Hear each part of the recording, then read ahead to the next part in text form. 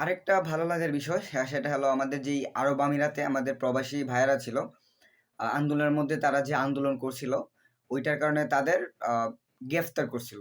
আলহামদুলিল্লাহ আমাদের যেই ডক্টর ইউনূস বলেন, উনার হয়তো সহযোগিতায়, আবার যতটুকু জানলাম যে আরাব আরাব খান উনার সহযোগিতায়ও আপনার বাংলাদেশের যে প্রবাসী ভাইয়েরা আছে তারা আপনার মুক্তি পাইছে সবাই। এটা অনেক বেশি সুখবর, অনেক বেশি ভালো লাগার বিষয়। কারণ তারা আমাদের জন্য যা করতেছে সেটা আসলে মুখের বলা মানে মুখে বলে শেষ করা যাবে না। তারা আমাদের এই সম্পূর্ণ বাংলাদেশকে চালাইতেছে। তাদের কারণে আমরা আজকে সচ্ছল। তাদের কারণে আজকে আমরা ভালোভাবে চলতে পারি। তাদের কারণে আমাদের আজকে আ স্বপ্নগুলা পূরণ হইতেছে। তারা একটা মানে কি বলবো একটা বট গাছের মতো আমাদের সবাইকে তারা ছায়া দিতেছে। এই বাংলাদেশকে তারা আগায় নিয়ে যেতেছে।